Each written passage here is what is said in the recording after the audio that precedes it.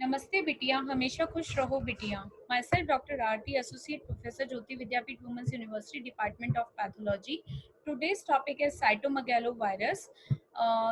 We are going to start with the properties. Cytomegalovirus belongs to the beta herpes virus subfamily of herpes virus family. It is a double stranded DNA enveloped virus.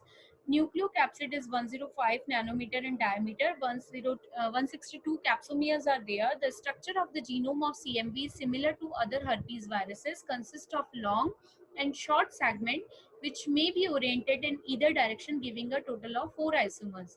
The large number of proteins are encoded, for the precise number is unknown. Epidemiology. Cytomegalovirus is one of the most successful human pathogen. It can be transmitted vertically or horizontally, usually with little effect on the host.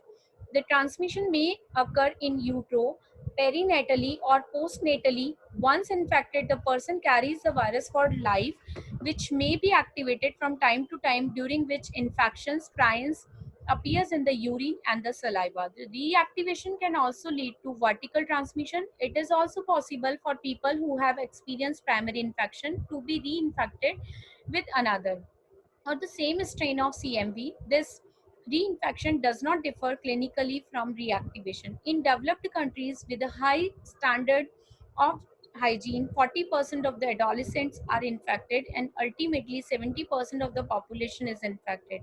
In developing countries, over 90% of the people are ultimately infected.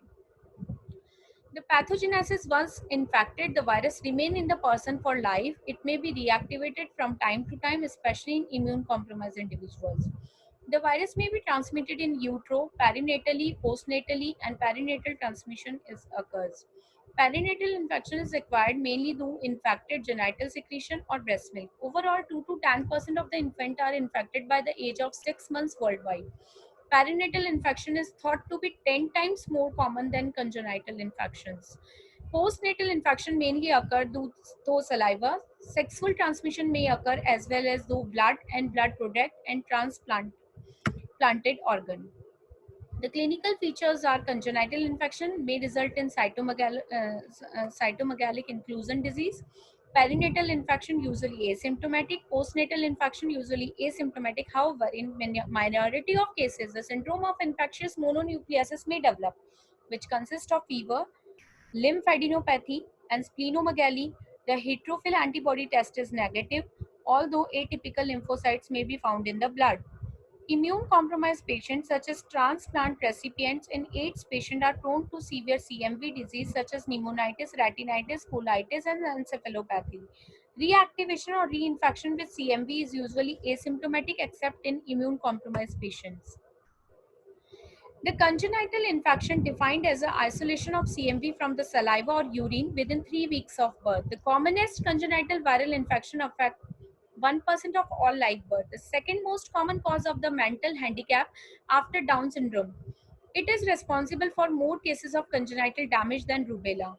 The transmission to the fetus may occur following primary or recurrent CMV infection. 40% chance of transmission to the fetus following a primary infection may be transmitted to the fetus during all stages of pregnancy.